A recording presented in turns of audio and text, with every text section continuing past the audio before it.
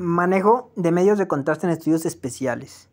Ponente Joaquín Edgardo Podaca Méndez, técnico radiólogo, especialista en tomografía multicorte, absorciometría dual fotónica, DEXA o densitometría ósea, hemodinamia y radiología intervencionista, ARCONCEP, procedimientos mínimamente invasivos, resonancia magnética, mastografía, estudios radiológicos simples y especiales. Ok. Medios de contraste yodados, iónicos, moléculas y propiedades, ¿no? El autor es Eduardo Fraile Moreno y Laura García del Salto Lorente. Introducción. Los medios de contraste iónicos fueron los primeros y los únicos empleados en la práctica clínica durante décadas hasta la aparición de nuevas moléculas con menor osmolaridad y menor número de reacciones adversas. Su principal indicación era el estudio de la patología renal y se administran por vía intravenosa para la realización de la urografía IV. La aparición de los dímeros iónicos extendió su utilización al estudio del árbol vascular arterial, sobre todo en la valoración de la patología coronaria. En la actualidad, su uso como medio de contraste en la urografía intravenosa es cada vez más reducido. Sus principales aplicaciones son los estudios radiológicos con contraste intracavitario, como la cistografía o la histerosalpingografía, y el campo del diagnóstico vascular cardiológico empleado principalmente por los hemodinamistas. Las propiedades físico-químicas y la estructura molecular que determinan las características de este grupo y que lo diferencian de los agentes no iónicos son una osmolaridad elevada en relación con el plasma que condicionan un mayor número de reacciones adversas, una mayor capacidad anticoagulante, un efecto antiplaquetario más acentuado y una capacidad antiarrítmica superior por la presencia de sodio en la molécula. Osmolaridad y osmolaridad. Son dos términos que se usan para expresar la concentración de solutos totales, los moles de una solución. La primera se mide en kilogramos de agua y la segunda en litros de solución. Los medios de contraste iónicos pueden clasificarse según su estructura química en monómeros o dímeros, según posean uno o dos anillos de benceno triyodados, dando lugar a dos tipos de medio de contraste, los iónicos monómeros de alta osmolaridad y los iónicos dímeros de baja osmolaridad. La evolución y el desarrollo de los medios de contraste iónicos. Los primeros medios de contraste utilizados en pacientes con fines diagnósticos fueron el Selectan y el Uroselectan, dos contrastes iónicos empleados para la realización de las primeras urografías intravenosas en humanos. Los presentaron en el 9º Congreso Alemán de Urología en el año de 1929. Estos contrastes fueron utilizados con buenas presentaciones clínicas hasta la aparición de las moléculas no iónicas en la década de los 70. Y fueron empleados fundamentalmente para la exploración renal mediante la urografía intravenosa.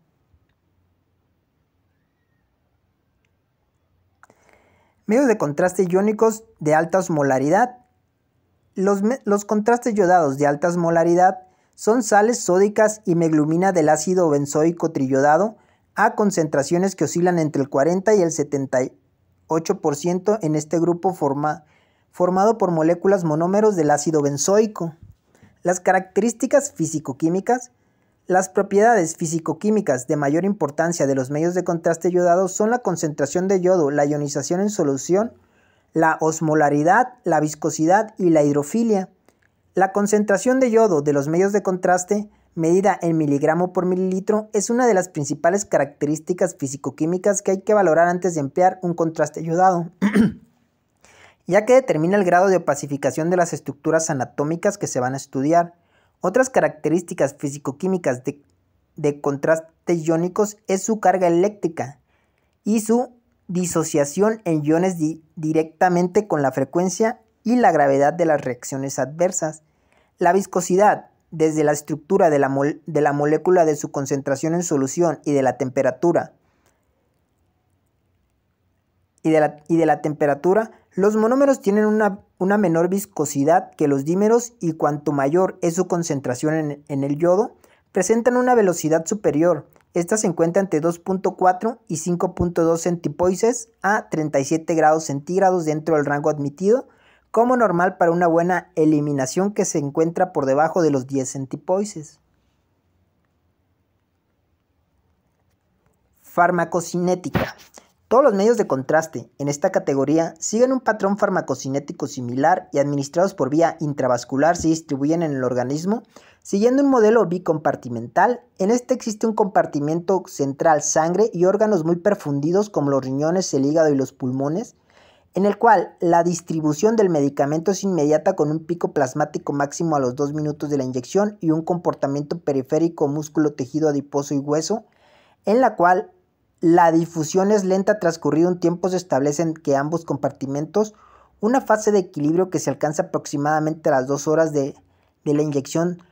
Los medios de contraste se eliminan inalterados por vía renal, fundamentalmente por filtración glomerular, siendo la vida media aproximadamente 2 horas y excretan el 90% del contraste durante las primeras 24 horas. En sujetos sanos, la eliminación extrarrenal de los agentes de contraste iodados es baja, menor de un 4% en pacientes con insuficiencia renal. La excreción por la vesícula biliar aumenta hasta en un 20%. Indicaciones y contraindicaciones. La vía de administración habitual es la intravascular, a excepción de la presentación oral del amidotrisuato de sodio y meglumina comercializado como Gastrofin, que se pueden administrar por vía rectal y oral. Las principales indicaciones clínicas de estos medios de contraste administrados por vía intravascular fueron durante muchos años el estudio de la patología mediante la ecografía intravenosa.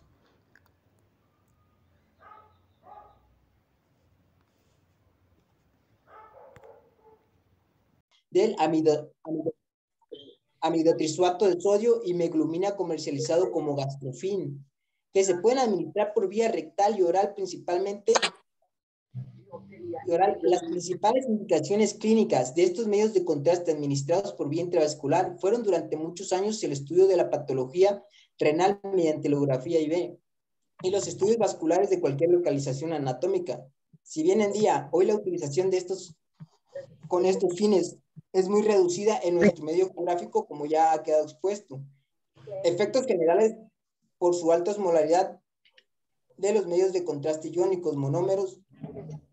Los monómeros producen un incremento de volumen sanguíneo y una disminución del hematrocito tras su administración, con una diferencia estimada del 10% con los contrastes de baja osmolaridad, pero una concentración similar a 350 miligramos por mililitro. Medios de contraste iónicos de baja osmolaridad. La dimerización del ácido 2,4,6-triodo-3-benzoico se llevó a cabo la primera vez en 1952 con la síntesis de la iopamida. Esta sustancia prácticamente desuso se excreta fundamentalmente por el hígado y se introdujo en el mercado como agente de contraste colangiográfico. Características fisicoquímicas. El oxálico es un compuesto químico del ácido triobenzoico con un radical iónico y otra forma de sal sódica y meglumina con un peso molecular de 1.274. Farmacocinética. Sigue como el resto de medios de contraste un modelo de distribución bicompartimental y alcanza un pico plasmático en los primeros minutos después de la administración del fármaco. 1 a 3 minutos, lo que va seguido por una fase de equilibrio de difusión al espacio intersticial. Se elimina sin haber sido metabolizados por la vía renal. El 90% se excreta durante las primeras 24 horas en pacientes con insuficiencia renal.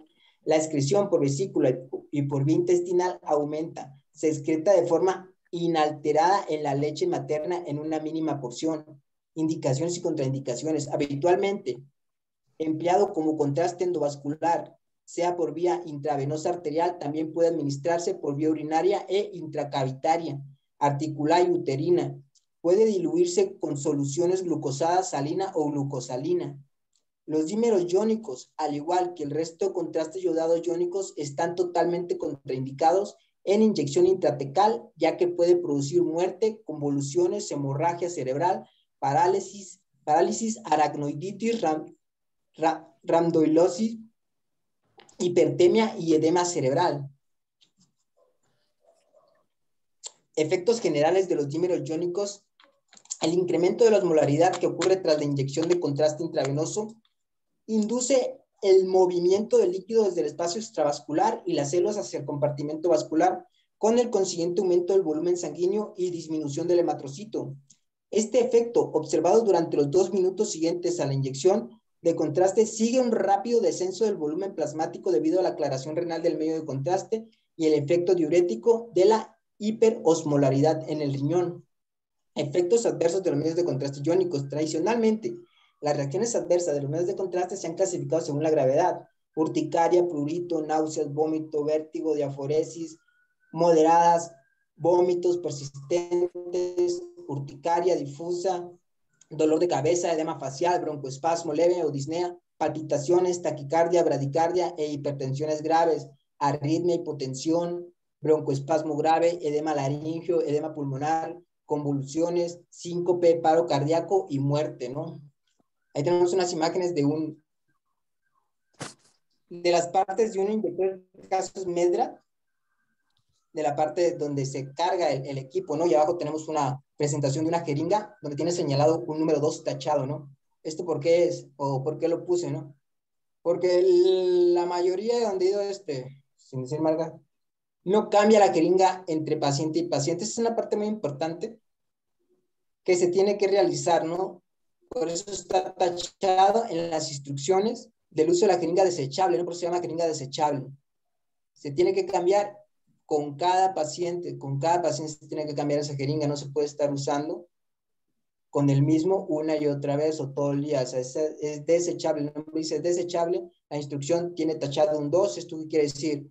Que no se puede usar más de 2 veces. Lo otro, si esa jeringa se usa más de 2 o 3 veces, puede filtrar contraste a la parte mecánica del inyector y dañarlo. Los inyectores son muy caros, ¿no? En esta parte, si se daña el pistón por cristalización de mucho exceso de contraste, no aplica la garantía y ahí hay problemas, ¿no? Porque hay que pagar porque lo reparen, ¿no? Entonces, hay que tener mucho cuidado, aparte del problema de una reacción pirógena que puede llevar al paciente a urgencias o a terapia intensiva, ¿no? O sea, si hablamos levemente, si no es que puede morir, ¿no? Y aparte, el riesgo de transmisión de enfermedades intrahospitalarias, ¿no? Esa es una parte muy importante, que la jeringa se tiene que cambiar con cada paciente, con cada paciente. Esa es la norma de bioseguridad, ¿no? Vamos con la siguiente. En conclusión, los contrastes iónicos, fundamentalmente los de alta osmolaridad, se han visto parcialmente relegados en los países desarrollados desde la aparición de los contrastes no iónicos. A pesar de su menor coste y amplio rango de seguridad, en la actualidad, el empleo de los medios de contraste iónicos de alta osmolaridad se limita al estudio intracavitario de las estructuras anatómicas como la cistografía. Y en resumen, los monómeros iónicos fueron los primeros y los únicos medios de contraste empleados en la práctica clínica durante décadas, principalmente para las exploraciones geográficas. Vamos con el siguiente capítulo, es medios de contraste iodados no iónicos, de la CERAM, la Sociedad Española de Radiología Médica, y el autor es Javier Lafuente Martínez, Ángel Lacharro Zapata y Carmen Tirado Bejarano. Generalidades de un medio de contraste hidrosoluble. Es una sustancia que, introducida por distintas vías en el organismo, aumenta el coeficiente de absorción de los rayos X de diversos órganos y estructuras debido a que contiene un elemento con un alto número atómico, como el yodo. Las características básicas que debe tener una sustancia para ser utilizada como medio de contraste son una alta atenuación a los rayos X, que sea soluble en agua y que sea tolerada por el organismo. Los contrastes iodados son contrastes positivos porque aumentan la atenuación de los rayos X en cuanto a su biodistribución, son extracelulares. El estudio morfológico de las estructuras no es la única finalidad de los medios de contraste. Estas sustancias también aportan información sobre la función de diversos órganos, como ocurre con la urografía. Además, mediante los estudios dinámicos, tras administrar contraste, se puede valorar el comportamiento de la vascularización y del intersticio de numerosas lesiones. El inicio y el desarrollo de la aplicación de los contrastes en radiología, apenas 2 meses después del descubrimiento de Redhead, Edward y Otto presentan la primera arteriografía en una mano amputada, rellenando las arterias con una solución de Techman. Moléculas de los medios de contraste no iónicos. Los monómeros y los dímeros, estructuras moleculares. La molécula básica de los contrastes iodados, tanto iónicos como no iónicos, es el ácido benzoico iodado con sus 3 átomos de yodo dispuestos simétricamente en la porción de los carbonos 2, 4 y 6. Las posiciones 1, 3 y 5 del anillo están disponibles para distintas combinaciones químicas a fin de modificar las propiedades físico-químicas y biológicas de la sustancia resultante. Yodo.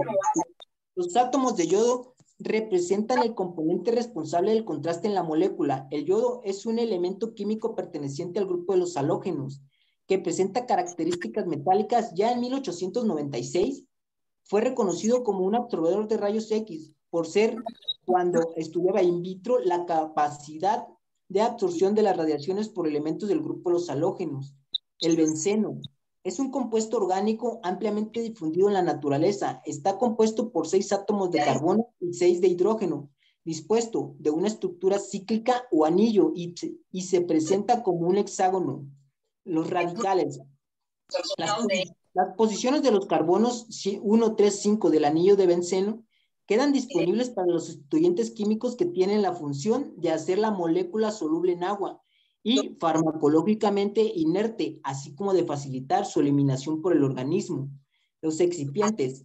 Un medio de contraste debe tener un pH neutro para prevenir alteraciones del equilibrio ácido-base, y la filtración del endotelio vascular con el propósito de mantener el pH similar al de la sangre se usan como aditivos, sustancias buffer o tampón, como el prometamol, adetato cálcico disódico o el hidróxido de sodio.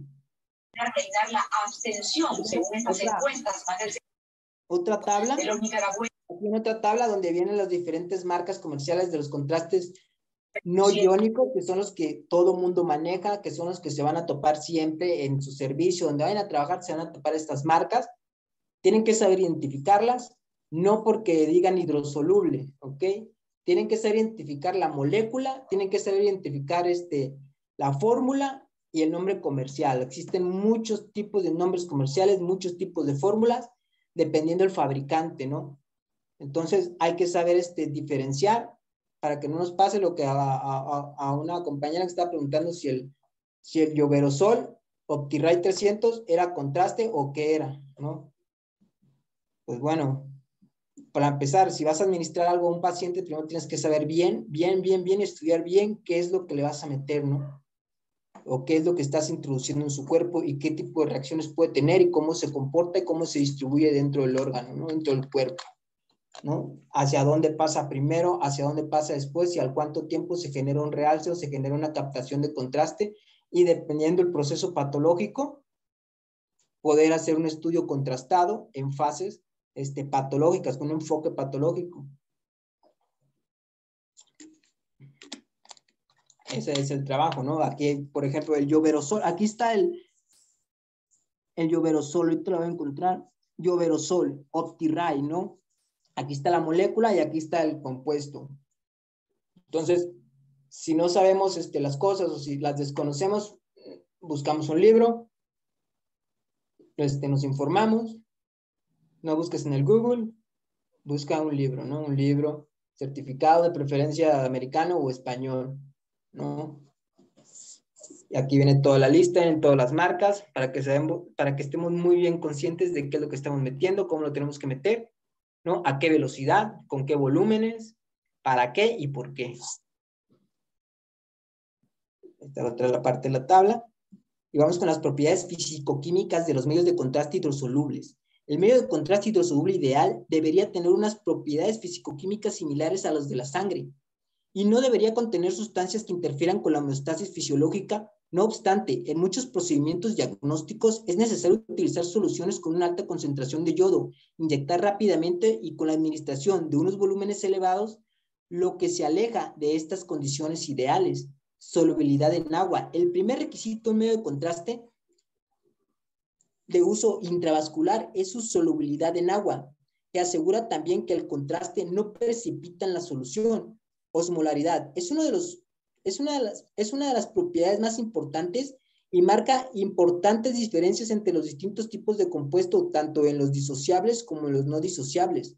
La osmolaridad de un medio de contraste depende del número de partículas disueltas en solución, representada representa la concentración de soluto por kilogramo de agua y es proporcional al número de partículas, moléculas e iones en solución. La viscosidad es una medida de las propiedades del flujo de las soluciones repercuten en la velocidad máxima de inyección y se expresa en milipascales por segundo centipoise. La viscosidad depende principalmente del tamaño de la molécula, de la concentración de la solución y de la temperatura del contraste en el momento de la administración. Al aumentar la temperatura disminuye la viscosidad, mientras que el incremento de la concentración de la solución, y en el tamaño de la molécula aumenta la viscosidad de la misma. Las principales propiedades que debe presentar un contraste extracelular son una alta solubilidad en agua y una baja unión de las proteínas plasmáticas que aseguran una rápida difusión del mismo por el espacio extracelular, que comprende tanto el espacio vascular como el intersticial. Después de su administración por vía intravenosa, el contraste extracelular se distribuye rápidamente en los espacios vascular e intersticial con una vida media de distribución aproximadamente de 3 a 10 minutos. Los medios de contraste iodados se eliminan por vía renal con una vida media de eliminación de aproximadamente de 1.5 a 2 horas sin que prácticamente se metabolicen ni sufra modificación alguna. Después de inyectar por vía intratecal un contraste iodado no iónico para realizar una mielografía, el agente se absorbe desde el líquido cefalorraquídeo y alcanza el torrente sanguíneo en un tiempo que varía entre 30 y 60 minutos, transcurrido el cual ya no se logrará un contraste de calidad diagnóstica para mielografía convencional. La concentración, dosis y rango de administración. Un medio de contraste, al igual que cualquier otro medicamento, debe cumplir con requisitos primordiales: máxima eficacia y mínima toxicidad. En los medios de contraste se considera una dosis que permite realizar un diagnóstico adecuado. La concentración en yodo es una estimación indirecta del índice de eficacia que se mide en miligramos de yodo por mililitro de solución. Los diferentes laboratorios presentan sus productos en forma de solución a distintas concentraciones y volúmenes. La concentración viene indicada en el etiquetado tras el nombre comercial del compuesto. Así, Lopamiro 300 se refiere al nombre de comercial del yopamidol a una concentración de 300 miligramos de solución. Las presentaciones comerciales actuales se presentan en concentraciones que van de 200 a los 400 miligramos. Esta forma de presentación, junto con la modalidad de jeringas precargadas a partir de 100 mililitros, se utiliza mediante bombas de inyección como en los estudios de tomografía computarizada TC y vasculares. Próximamente se comercializarán en bolsas de plástico que permitirán un manejo y almacenamiento más cómodo. Vías de administración y generalidades. Se detallarán la vía y la técnica de administración específicas para cada tipo de estudio. No queremos pasar por alto las generalidades de orden práctico interesantes en cuanto a la administración IV de los medios de contraste. La vía intravenosa es la forma más frecuente de administración. Puede realizarse de 3 formas. Infusión, administración lenta de una cantidad de contraste de forma similar a la administración de un suero fisiológico. Inyección manual, la administración mediante una jeringa de un volumen que oscila entre 50 y 100 mililitros. Es aconsejable que la velocidad de administración sea lenta, 0.6 a 0.8 mililitros por segundo. Se administran por vía intravenosa en la TC estándar de cabeza solamente. En embolada, administración con preferencia mediante una bomba de inyección de una cantidad de contraste que puede variar en volumen y flujo. Un flujo relativamente rápido sería mayor a 3 mililitros por segundo. Mantiene compacto el bolo de contraste intravenoso y permite estudiar las diferentes fases vasculares en una sola inyección. Con los modernos inyectores de 2 cabezales se puede administrar inmediatamente después del contraste cierta cantidad de suero que te inyectan de empuje. Permite aprovechar al máximo el volumen administrado, evitando así que quede contraste en las conexiones y aumentando la compactibilidad del bolo. Vías de administración y técnica, ¿no? En la administración intravenosa debe existir una relación razonable entre el grosor de la vena y el calibre del catéter que vamos a utilizar. Si el calibre del catéter es excesivo, puede ocluir la vena o dañar la íntima del vaso. Por el contrario, si es de calibre inferior, el flujo no alcanzará los valores deseados. Por ejemplo, si es un catéter número 22 y vas a hacer un estudio de abdomen, obviamente no vas a alcanzar el flujo mínimo, que es de 3.0 mililitros por segundo en un paciente adulto. Si le metes 3.0 o 3.5 litros por segundo, lo que va a pasar es que el catéter se va a infiltrar, ¿no? O se va a romper la vena.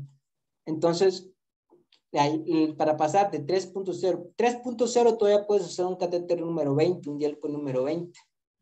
Pero de 3.5 para arriba necesitas un Dielco número 18 forzosamente en la parte del antebrazo, ¿no? En la parte de la flexura del codo. Vamos, como norma general, la vía de contraste no debe utilizarse para administrar otros fármacos. La selección de la zona de punción es también importante. No se recomienda canalizar las venas de las extremidades inferiores porque son más dolorosas, ni tampoco las venas muy profundas porque pueden confundirse con arterias. Si el paciente es portador de un catéter venoso central, se debe comprobar su permeabilidad y valorarse el calibre de estadía. Es suficiente para un flujo requerido. Hay que considerar que la presión podría ocasionar la ruptura de la conexión con la consiguiente pérdida del contraste y la extravasación del mismo. Nosotros recomendamos utilizar siempre que se pueda una vía venosa periférica y solo si esto no es posible, la vía venosa central, pero nunca se recomienda usar una vía venosa central porque es muy riesgoso. Indicaciones específicas y dosis recomendadas. En urografía intravenosa, permite la visualización del parenquima renal y el sistema esquetura urinario. Gracias a su opacificación, cuando se elimina al medio de contraste, traslada su administración intravascular, el promedio que requiere un contraste de bajo peso molecular e hidrosoluble y que presente un bajo índice de unión a las proteínas plasmáticas con el fin de facilitar la filtración glomerular y su paso a través del tracto urinario. En la angiografía y angiografía por sustracción digital, consiste en la opacificación directa de los vasos sanguíneos y su estudio mediante distintas técnicas de imagen. Los contrastes empleados son de similares características a los utilizados en la urografía intravenosa, iónicos. En la arteriografía periférica convencional se inyecta vía intraarterial mediante punción femoral o subclavia una solución de concentraciones de 300 miligramos o mayores. Tras la canalización arterial se conecta una bomba de inyección automática. Durante el estudio se inyectan pequeñas cantidades, unos 20 a 30 mililitros en embolada, hasta un total de 120 a 130 mililitros, pudiéndose llegar hasta 250 o 300 de medio de contraste en total en función fundamentalmente del peso del paciente. Para los estudios cardíacos, coronografía y ventriculografía, recomendamos contrastes con mayores concentraciones a partir de 350 miligramos, porque ofrecen una mayor opacificación importante para mejorar la visualización de los vasos. En la flebografía o venografía periférica es una indicación para utilización de medios de contraste no iónicos. De manera excepcional, en algunos centros utilizan contrastes iónicos por su menor coste. Se inyecta por vía intravenosa una solución de 50 a 100 mililitros a concentraciones estándar de 300 miligramos o similar. En inyección manual por cada pierna se debe añadir un anestésico local debido a la vasodilatación que se produce, aunque esta medida es más importante con el uso de contrastes iónicos. En la tomografía computarizada multicorte, la indicación mejor establecida de los medios de contraste no iónicos es la utilización en los estudios de TC. No hay nada mejor que para los estudios de TC. Con contraste sirven a dos propósitos fundamentales: el estudio morfológico de los órganos, que es la anatomía y vasos, y el dinámico o funcional de los órganos y su patología, que es el de captación del medio de contraste en una fase patológica, ¿no? Una es morfológico, que es para estudiar la anatomía de la arteria o de la vena o de cualquier tipo de vaso, y el otro es para estudiar el realce o la captación que genera cierta parte del cuerpo, cierto órgano o cierta anatomía o cierta patología que estamos observando en un estudio simple, luego un estudio, vamos a ponerlo así, arterial hepático, que le vas a hacer una fase portovenosa y después le vas a hacer una fase equilibrada y el médico radiólogo lo que va a hacer un diagnóstico diferencial, ¿no? Valorando las diferencias que se producen en cada tipo de realce patológico, ¿no? En cada tipo de fase. Es un estudio dinámico en fase patológica. Cuando se administra un contraste intravenoso, se distribuye inicialmente por el espacio intravascular y posteriormente difunde al compartimento extravascular o extracelular, acumulándose en este espacio intersticial hasta que se deja de administrar al momento en el que este intercambio resulta en un equilibrio dinámico de tal forma que la cantidad de yodo depositada en cada compartimento se iguala. El estudio morfológico de las estructuras del sistema nervioso central, la relación que se establece entre los distintos compartimentos es diferente. Sin embargo, la existencia de una patología intracraneal suele producir ruptura de la barrera hematoencefálica y consecuentemente el paso libre de contraste al espacio extracelular del tejido patológico, ¿no? En los estudios vasculares mediante TC son más complejos. En este caso, se trata de adquirir las imágenes en el momento en el que el contraste se encuentra en el interior de los vasos. Por tanto, se trata de mantener el bolo de contraste lo más compacto posible en el interior del volumen escaneado y así obtener la máxima cantidad de contraste de la luz vascular al adquirir las imágenes. Por una parte, el realce arterial es directamente proporcional al número de moléculas de yodo administradas por unidad de tiempo de flujo, que a su vez depende de la velocidad de inyección y de la concentración del medio de contraste. El flujo de yodo puede aumentar incrementando la velocidad de administración y aumentando la concentración de yodo. En segundo lugar, existe un alto grado de variabilidad interindividual en el realce arterial tras la inyección de una cantidad determinada de contraste de 140 a 440 unidades Hounsfield en la aorta abdominal o en relación al peso corporal de 92 a 192 unidades Hounsfield por mililitro por kilogramo de peso. Los factores individuales que más afectan esta variabilidad son el gasto cardíaco y el volumen sanguíneo total, el cual se correlaciona a su vez con el peso corporal inversamente proporcional al grado de realce.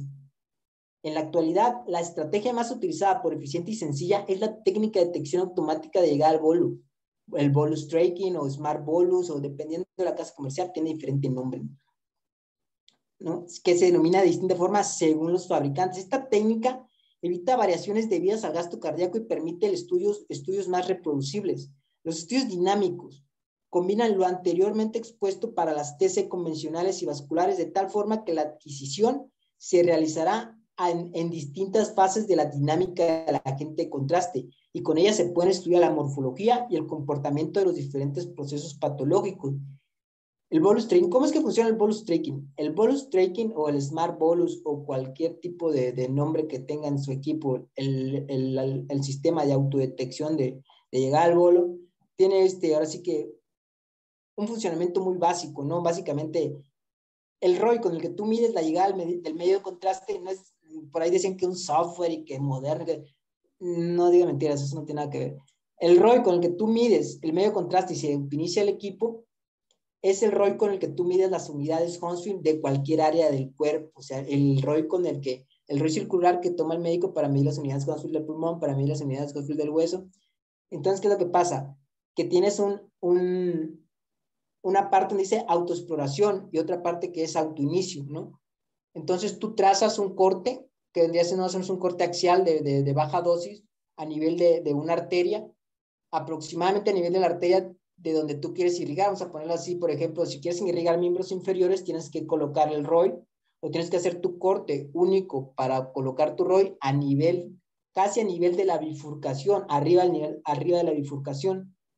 Haces corte a ese nivel, colocas tu ROI en esa zona y ¿qué va a hacer el ROI? El ROI va a estar midiendo unidades, tú le programaste un número de unidades Hounsfield, pico, por así decirlo, máximo, en el cual en el momento en el que él detecte tanta cantidad de unidades, el equipo va a accionar la parte de autoexploración y se va a acomodar para iniciar la adquisición, ¿no? Es algo muy básico, son cosas que ya tiene el equipo, solamente se le pone un software de autoinicio, ¿no? Que es de medición. Va midiendo las unidades, igual que con mide las unidades Hounsfield del pulmón, del cráneo, de todos, es el mismo ROI, ¿no? Esa técnica nació del bolus Timmery, ¿no? Vamos con la siguiente. Estudios convencionales. Respecto a la opacificación visceral, el realce de los órganos parenquimatosos es directamente proporcional a la concentración en yodo de la solución administrada e inversamente proporcional al peso corporal. Para el hígado, en la fase portal, se estima es necesario un realce mínimo sobre el valor basal de 30 unidades Hounsfield, aunque el óptimo sería alcanzar unas 50 unidades Hounsfield Heiken y Coles calcularon que se necesitaban 0.5 gramos de infusión por kilogramo para un realce de 50 unidades Hounsfield. 35 gramos de infusión en un paciente de 70 kilogramos, aproximadamente 120 mililitros para una concentración de 300 miligramos de infusión por mililitro. En general, el rango de administración debe estar en 35 a 45 gramos de yodo. La velocidad de inyección puede realizarse a 2.5 o 3 mililitros por segundo, pues mayores velocidades no mejoran significativamente la calidad diagnóstica del estudio. En resumen, en los estudios convencionales, el contraste se administra vía intravenosa mediante bomba de inyección con un volumen de 100 a 125 mililitros de concentración a 300 miligramos de infusión por mililitro o más y una velocidad media de 3 mililitros por segundo. En estudios neuroradiológicos, resulta especialmente importante, ya que suele adquirirse en la fase de equilibrio 3 a 4 minutos, tiempo en el que el contraste se acumula en el espacio intersticial, donde la barrera hematoencefálica está rota. En los estudios dinámicos y vasculares, en cuanto a los estudios dinámicos, la dosis y la concentración utilizadas son similares a las empleadas en la TC convencionales. La velocidad que debe hacerse es de 3.5 a 4 mililitros por segundo para conseguir un adecuado realce arterial, que como ya se ha mencionado, sobre todo depende del flujo de yodo. Las imágenes deben adquirirse preferentemente con detección automática de llegada del bolo de contraste y en función de la velocidad del equipo ETC. Y como vamos a ver al lado izquierdo tenemos tres imágenes, tres cortes de abdomen. Los tres tienen un nombre, ¿no? Es una fase arterial, el otro es una fase venosa, y el otro es una fase equilibrada o excretora, ¿no? Depende, 4 a 5 minutos, 4 minutos equilibrada, 5 minutos excretora, ¿no? 10 minutos de lavado, 15 minutos excretora tardía, ¿no? Entonces, esta pregunta me la hacían mucho unos técnicos, ¿no? Que cómo sabían cuándo era una fase, ¿no? Pues es muy fácil, o sea, hay que colocar nuestros ojos en la aorta abdominal, en el caso de abdomen, y vamos a ver de inmediato. Si tú miras el estudio simple, vas a detectar de inmediato que en la zona de la aorta abdominal hay un realce arterial, en este caso se pinta de blanco, ¿no? Eso se genera más o menos a los 35 segundos, 30 segundos, dependiendo de la velocidad, dependiendo de la concentración, dependiendo del gasto cardíaco, dependiendo del paciente, ¿no? El otra es la fase venosa. La fase venosa se genera entre 80 y 90 segundos, ¿no? Esta fase tú la vas a identificar porque hay una cierta diferencia en unidades Hounsfield entre la vena cava y la aorta abdominal. Muchos comentaban o decían que querían hacer venografía o estudio de vena cava con autodetección del bolo, ¿no? Eso no existe, eso no se puede, o sea, eso es imposible. Eso no aplica, o sea, les de cuenta que la vena no se pinta como se pinta la arteria, porque la arteria maneja sangre oxigenada, aparte es de retorno venoso, ya está retornando la vena, el contraste no solamente ya se distribuyó por toda la arteria, sino que ya se distribuyó por toda la parte extracelular de todas las arteriolas que irrigan las diferentes partes del cuerpo, ¿no? Se va distribuyendo, se va retornando a través de las venas, a través de abajo hacia arriba, de arriba hacia abajo, a caer directamente en la vena cava. Lo que sí se logra es una fase portovenosa o portopancreática, ¿no? Que varían en segundos una de otra. Sí tiene una diferencia, una se genera en 60 segundos, otra se genera a los 65 a 70 segundos, dependiendo de la cantidad de contraste que hayas administrado, porque el órgano que mayor cantidad de contraste capta, y de lo primero en la parte abdominal, es el hígado, ¿no? Entonces, la vena porta es la que secreta mucho medio de contraste, pero es la primera que empieza a excretar medio de contraste, y otra la vena cava, que es en el momento en el que se genera un realce con la parte del páncreas, y es donde se logra la fase portopancreática, ¿no? Para pancreatitis o cáncer pancreático, ¿no? Pero es importante saberla lograr para poder, más que nada porque es radiación, es contraste, es desgaste de los riñones, entonces hay que ser muy preciso. La tomografía me gusta porque tienes que ser muy preciso, las cosas son rápidas y son a la primera, ¿no? Como tiene que ser. Y la otra es la fase equilibrada. La fase equilibrada es a los 4 minutos o fase sistémica. Esta también se usa en protocolo de cáncer pancreático o pancreatitis de fase portopancreática. Y también se usa en estudio trifásico hepático, ¿no? Una fase equilibrada a los 4 minutos o sistémica, dependiendo del autor, es como la determinan, ¿no? La otra es la fase excretora, que es a los 5 minutos. La diferencia es una fase excretora inmediata, ¿no? O temprana, ¿no? La mayoría de las veces, si no llega, la mayoría de las veces no llega ambos ureteres hacia vejiga a los 5 minutos, ¿no? Y para hacer una reconstrucción tridimensional no te va a funcionar muy bien. Para que te llene bien vejiga, la puedes alargar a los 15 minutos, te puedes preguntar a tu médico si no hay ningún problema, porque también podría ser una fase de lavado a los 10 minutos, dependiendo de lo que se vea, ¿no? Pero a los 15 minutos, si tú necesitas hacer un estudio, una reconstrucción tridimensional, puede ser los 15 minutos, donde la vejiga está bien llena, donde el contraste está directamente ya en todos los que son los cálices, ya no tienes contraste en el órgano del riñón, ¿no? Ese todavía lo tienes a los 10 minutos, 8 minutos, ¿no? Cuando tienes lesiones del riñón puede ser una fase de los 8 minutos, 10 minutos para hacer un buen tridimensional o para representar bien la captación del contraste sobre la patología que tienes en el riñón, ¿no? A los 5 minutos básicamente es una fase de excreción, como tú para verificar nada más que sí está excretando, ¿no?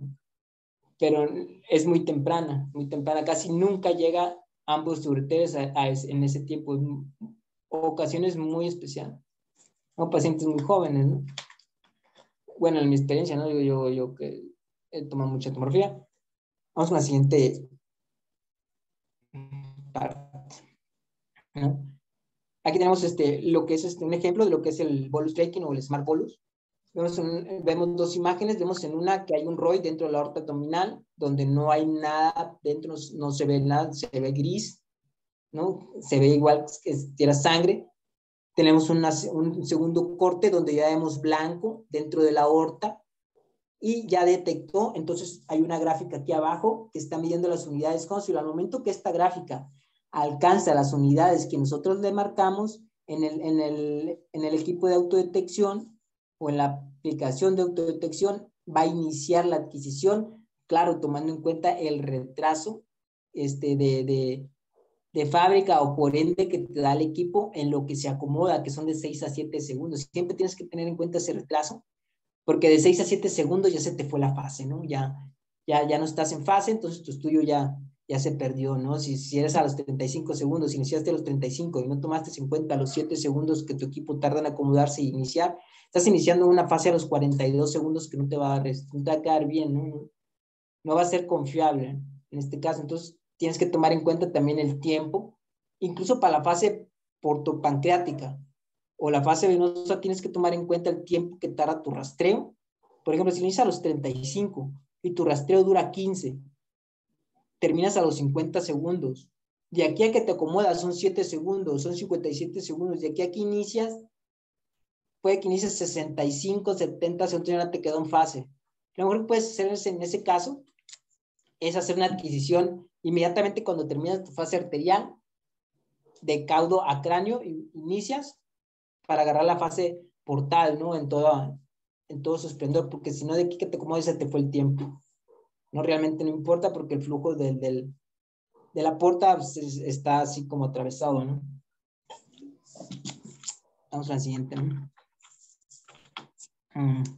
La TC dinámicas. Y la tabla. Aquí tenemos una tabla que son los tipos de fase y tiempos de retraso respectivos, ¿no? Aquí tenemos una fase arterial precoz que está entre los 15 y 25 segundos, una fase arterial tardía que está entre los 35 y 45 segundos, una fase arterial hepática que está entre los 17 y los 25 segundos, una fase venosa portal que está entre los 65 y 80 segundos, una fase parenquimatosa pancreática que está entre los 40 y 60 segundos, una fase entérica que está entre los 40 y 50 segundos, una fase córtico-medular que está entre 30 y 70 segundos, una fase nefrográfica que está entre los 80 y los 130 segundos.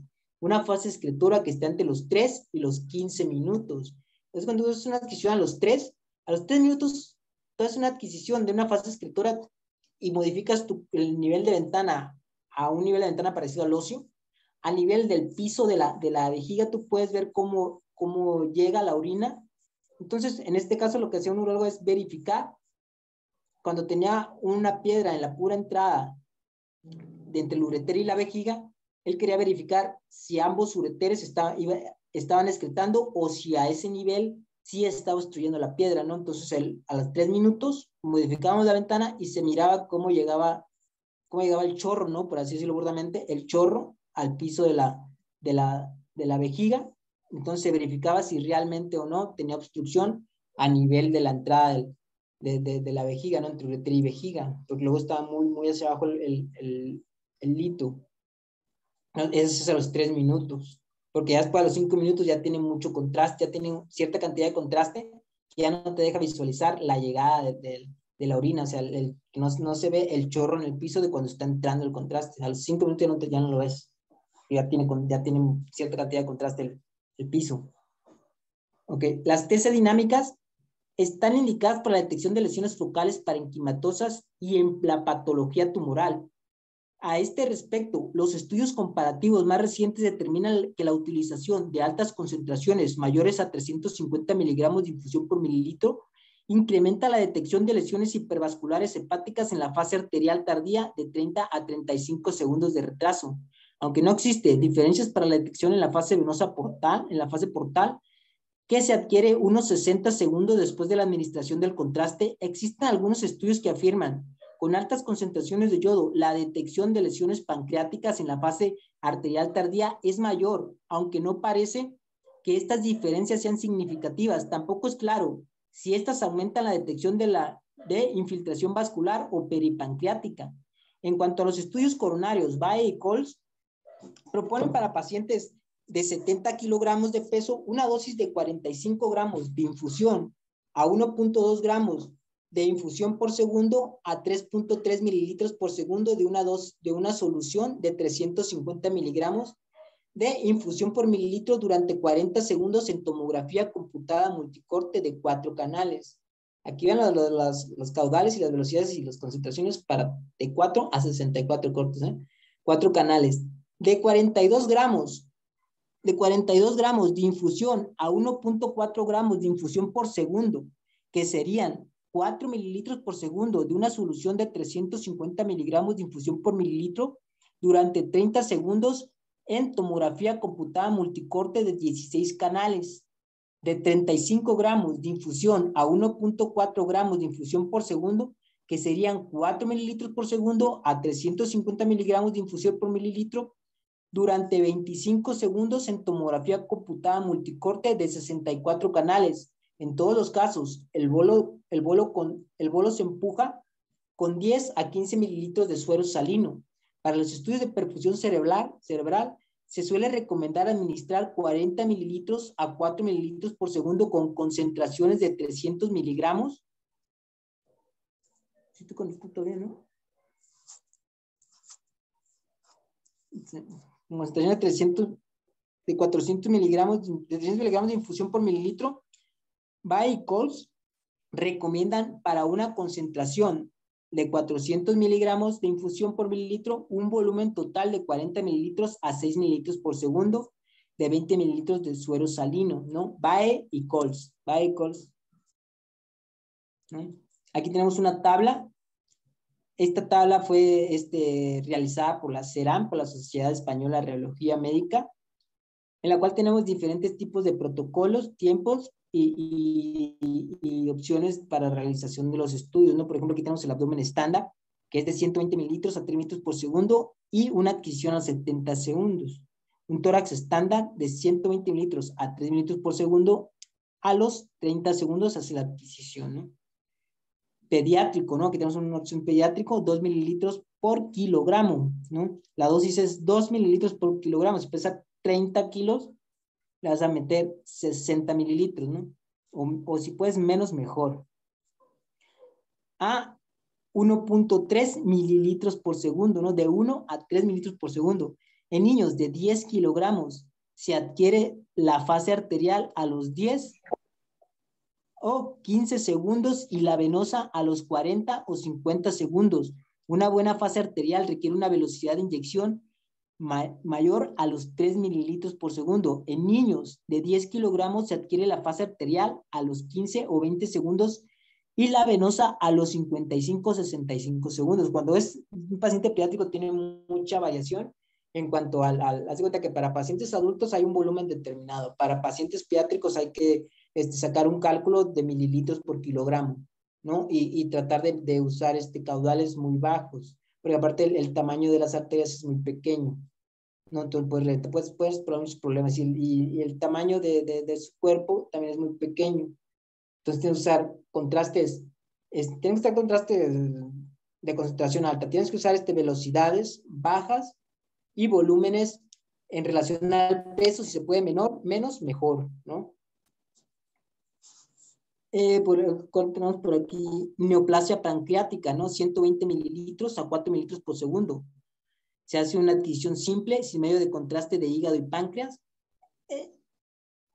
Resto igual que la tomografía computarizada dinámica hepática, incluir el páncreas en fase arterial y tardía, incluir el tórax en la fase arterial, ¿no?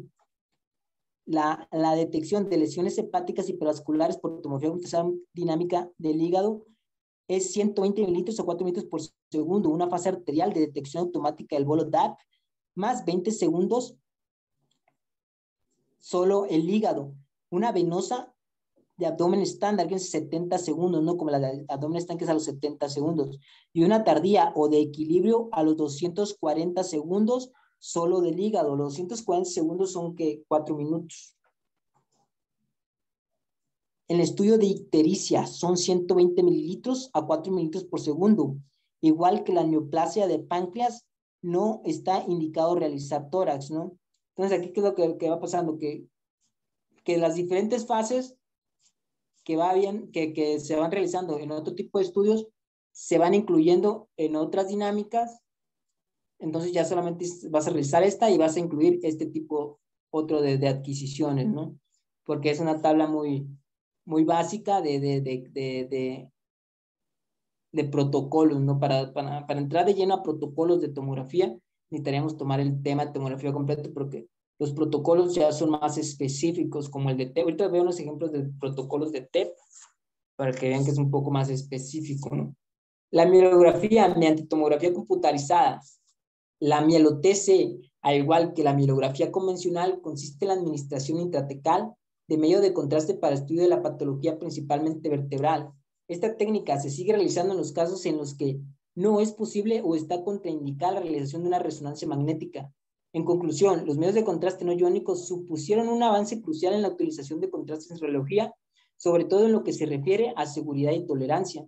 En resumen, la constatación de las propiedades de yodo como absorbedor de rayos X supuso un gran avance en el intento de constatar la imagen radiológica tras el descubrimiento de los rayos X. Y aquí tenemos una tabla con los diferentes tipos de catéteres, ¿no? Y el flujo máximo permitido. Por ejemplo, un 22 te permite hasta un flujo de 2 mililitros por segundo. Un 20 te permite hasta 4 mililitros por segundo. Un 18 te permite hasta velocidades de 7 mililitros por segundo, que es para angiografía, el 18, ¿no? Ahí vamos a dar como una introducción a posiciones angiográficas en hemodinamia, ¿no? Muy por encima, porque para entrar de lleno en hemodinamia tiene que entrar de lleno a todo el tema, ¿no? Por encima para tomarlo en cuenta como estudios donde se utiliza medios de contraste, ¿no? Que las posiciones angiográficas puede ser una anteroposterior o posterior-anterior. Es que la determinación de la proyección en la angiografía o en arco en C se determina diferente a la de rayos X, ¿no? Porque en este caso, en rayos X, el tubo está en la parte superior y el detector de imagen está en la parte inferior, ¿no? Entonces, aquí en arco en C y en angiografía, el detector de imagen está en la parte superior y el tubo de rayos X está en la parte inferior, ¿no? Entra de póstero de posterior a anterior, por eso las proyecciones varían en la nomenclatura, ¿no? En el nombre, ¿no? Por ejemplo, una posición anteroposterior, derecha o izquierda, el cómo vas a mover tu receptor o cómo vas a mover tu equipo es muy diferente como si lo fueras a mover en rayos X, ¿no? Se maneja de diferente forma la imagen. ¿Por qué? Porque el detector está arriba y el tubo está abajo, ¿no? El detector siempre tiene que estar arriba y el tubo abajo. ¿Por qué? Porque estos equipos funcionan con un tipo de radiación que es en sombrilla, ¿no? Este tipo de radiación lo que hace es que sube y luego genera un efecto de cono y cae como si fuera lluvia hacia los lados, que es este efecto de sombrilla, le dicen, ¿no? Entonces, esto se acomoda de esta forma especialmente, por eso nunca se debe de invertir la posición del tubo del arco en C, ni porque el ortopedista te esté diciendo que lo volteas porque quiere poner la mano ahí para poder trabajar sobre ella. No, ¿por qué? Porque lo que va a pasar es que le vas a radiar directamente la cristalina, le vas a radiar directamente o más el área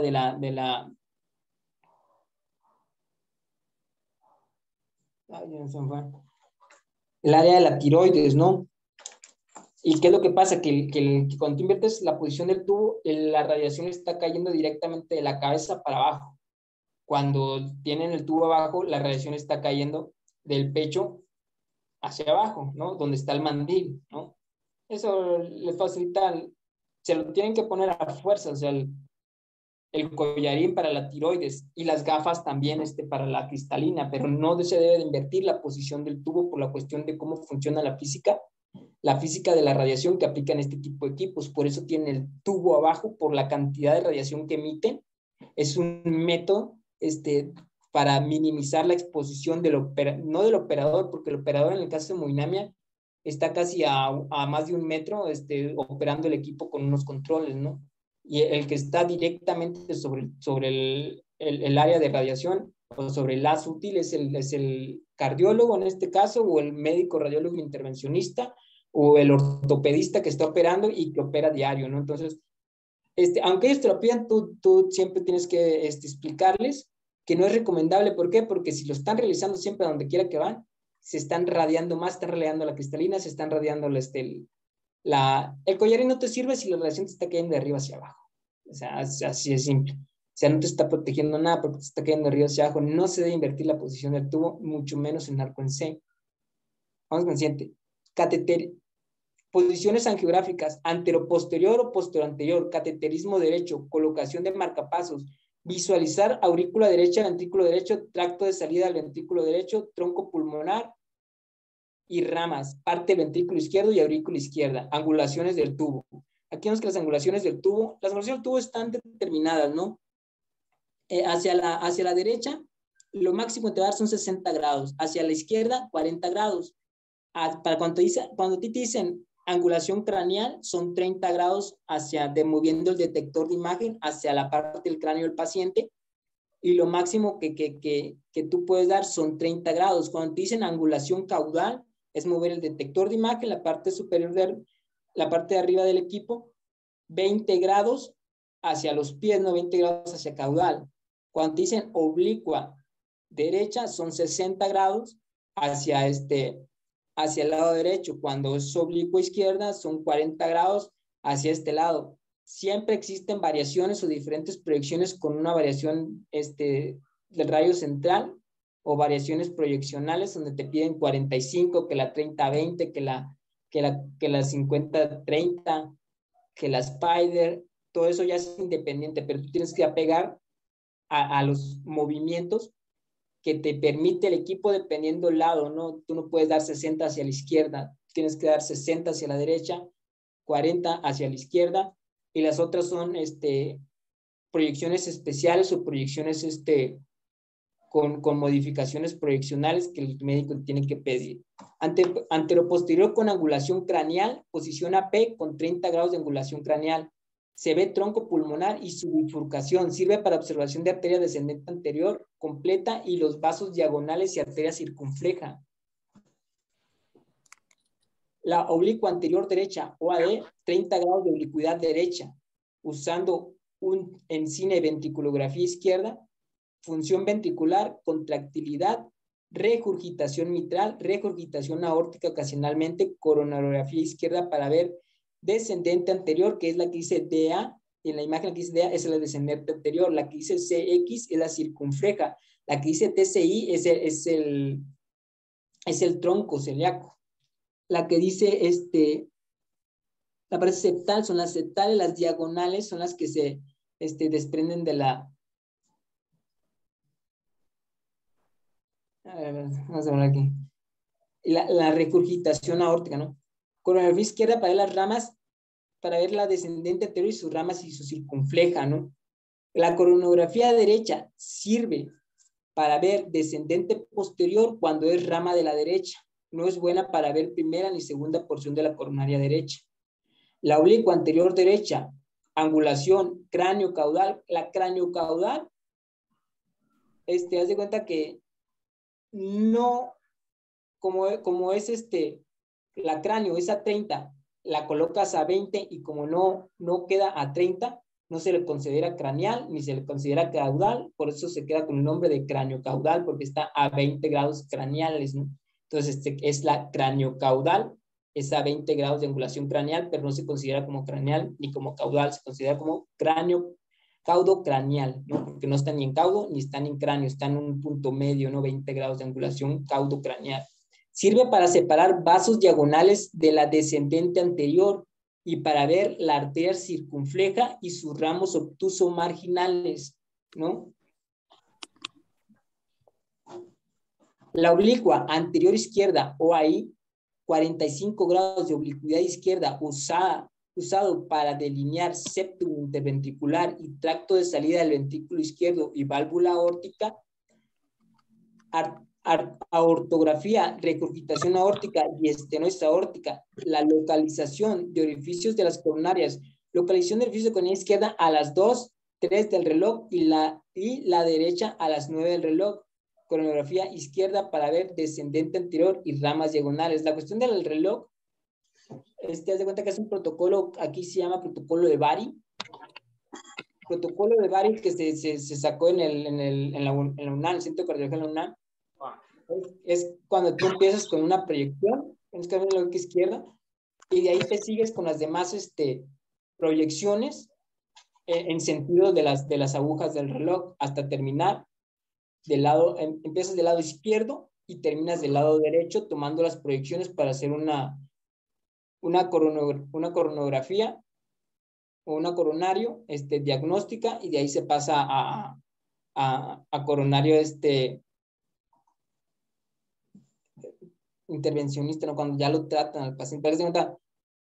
En el mismo momento que diagnostican, es en el mismo momento tratan, ¿no? Decimos, pasa igual. Si no se encuentra nada, por el protocolo de Bari, que es iniciar con ciertas proyecciones, porque cuando inician con ese protocolo, lo que pasa es que van realizando proyecciones y van llevando un control de las proyecciones que ya han realizado y van revisando así las ramas con un orden, van desdoblando la anatomía y van analizando, y una vez que terminan, si no detectaron nada, ya el paciente se puede retirar, ¿no? ya lo pasan al área de cuidados coronarios intensivos, ¿no?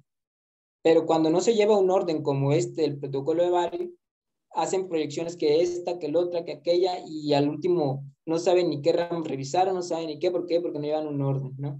Y hay más uso de medio de contraste, más exposición al paciente, entonces por eso es el protocolo de Bari, ¿no? Para empezar con una proyección y terminar con otra al otro lado, ¿no? Para ir revisando sistemáticamente la anatomía de las coronarias.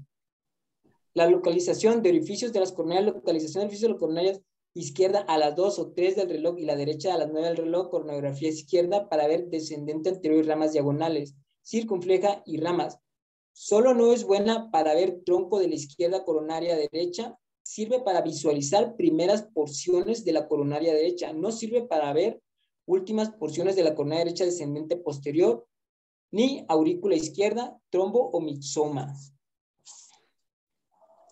La oblicua anterior izquierda con angulación craneal, igual que la anterior con 20 grados de angulación craneal, visualiza tronco de la coronaria izquierda, tronco coronario izquierdo, y separa los primeros vasos diagonales de la descendente anterior de la circunfleja sirve para ver septum interventricular. Con angulación de 45 grados, 4 cámaras hepatoclavicular. Visualiza 4 cámaras del corazón sin superposición, septum interarterial e interventricular, de importancia para ver defecto del canal atrioventricular, que es la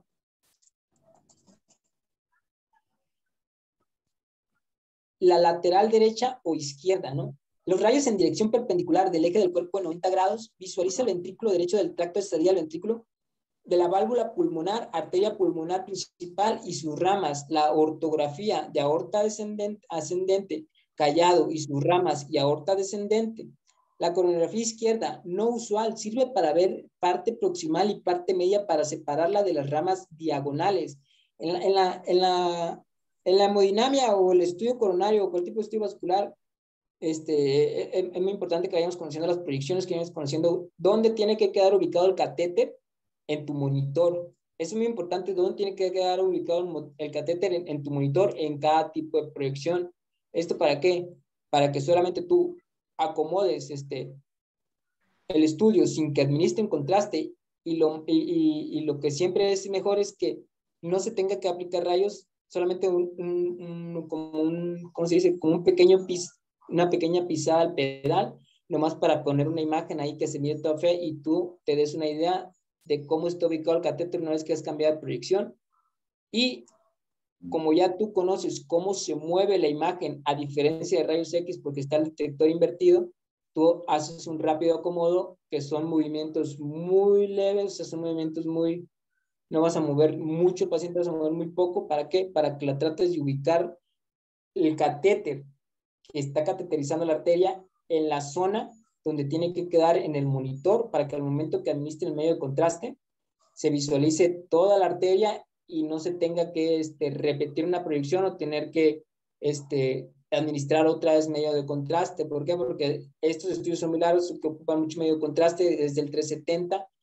Se cuida mucho la parte de los riñones, ¿no? No generar una nefropatía inducida por medio de contraste, ¿no? Y la otra, la exposición, ¿no? Porque, como te digo, uno está muy alejado del tubo de rayos X, pero el cardiólogo está directamente ahí. Entonces, se tiene que tomar mucha precisión, entonces, estudiar las proyecciones y ver más que nada dónde queda ubicado el catéter al momento de que tú vas a adquirir la imagen, te puede ayudar mucho a que si tienes mucho zoom y probablemente se te va a cortar, solamente te desplaces y sepas cómo se desplaza la imagen para que tú hagas un seguimiento del bolo, ¿no?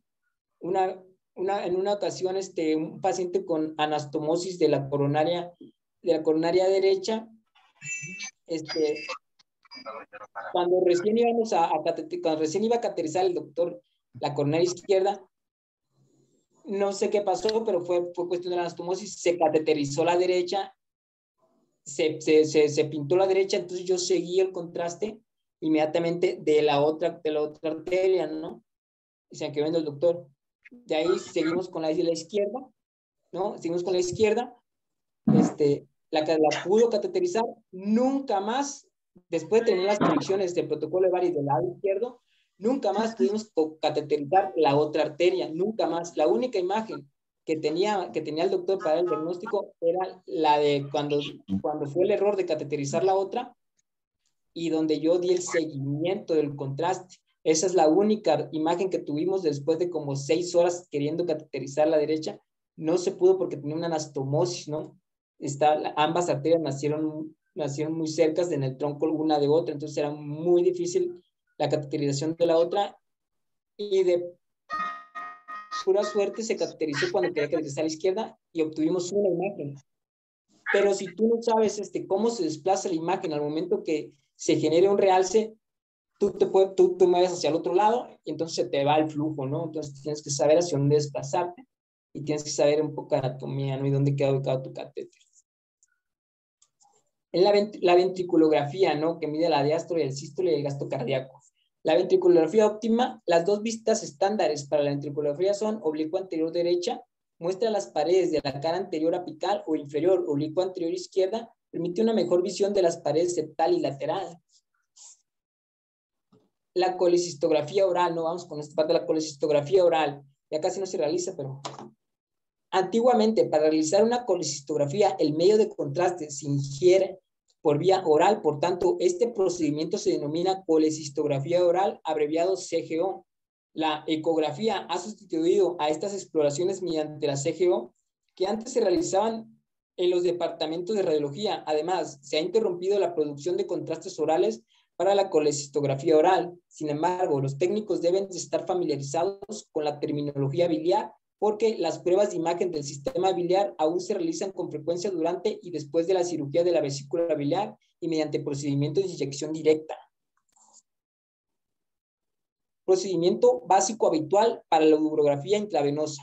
1. La nefrografía o nefrotomografía se obtiene inmediatamente después de haber finalizado la inyección un minuto después de iniciar la inyección para capturar las fases iniciales de entrada del contraste en el sistema colector. La descripción adicional se representa más adelante. La imagen de los 5 minutos requiere una radiografía de riñón, ureter y vejiga para incluir todo el aparato urinario. Se prefiere el decúbito supino AP. La imagen de los 10 a 15 minutos requiere una radiografía de riñón, ureter y vejiga para incluir todo el aparato urinario. De nuevo, el decúbito supino AP es la posición solicitada con mayor frecuencia.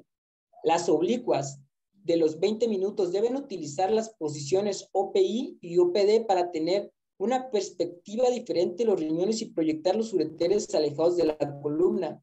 Se obtiene una radiografía postmisional después de que el paciente haya orinado. Puede realizarse en decúbito prono PA o AP en bipedestación. Esta radiografía final debe incluir vejiga. Nota, hay que asegurarse de que se colocan los marcadores de tiempo en el receptor de imagen para tener constancia de la hora. Una vez me preguntó un estudiante, ¿no? Que si cuál era la urografía convencional, la urografía, ¿cómo se llama? Maxwell minutada, la Wincher Arata, ¿no? Haz de cuenta, se inicia, no se puede realizar una Wincher Arata sin hacer una urografía escritora convencional, no se puede realizar una Maxwell minutada sin haber realizado una urografía escritora convencional, ¿no? Haz de cuenta que una urografía convencional da pauta a las demás, o sea, se da un seguimiento, ¿no? Dependiendo de los hallazgos de la urografía convencional. No se hace, no son diferentes estudios unos de otros, sino que se complementan, ¿no? Te hace una urografía convencional, el médico radiólogo valora, hace una Maxwell minutada, de ahí hace una Wincher Arata, y de ahí se sigue una cistografía, ¿no? Es igual que la serie esofagostroduodenal, cuando es un esofagograma, el médico radiólogo visualiza por fluoroscopía o por placa datos que le indican que tiene que hacer un seguimiento más hacia abajo, hace un tránsito intestinal. Si el tránsito intestinal pasa válvula ileocecal, se puede seguir como tipo colon oral, un seguimiento hacia el colon también, ¿no? Se continúa, no quiere decir que no se puede hacer el otro, ¿no? Esto lo hace el médico radiólogo, ¿no? Dependiendo de lo que va haciendo. Puede ser un esfogograma y puede continuar hasta el colon. De hecho, igual la orografía. La orografía es una, le da pauta a la otra, ¿no? Urografía hipertensiva es un tipo especial de urografía intravenosa. Se realiza en pacientes con presión arterial elevada, hipertensión, para determinar si los riñones son la causa de la misma. El tiempo entre las proyecciones es mucho más corto en la urografía intravenosa hipertensiva en comparación con el procedimiento estándar de la urografía intravenosa. Durante la urografía intravenosa hipertensiva deben obtenerse varias radiografías iniciales, deben disponerse de todos los chasis y marcarlos con números de plomo.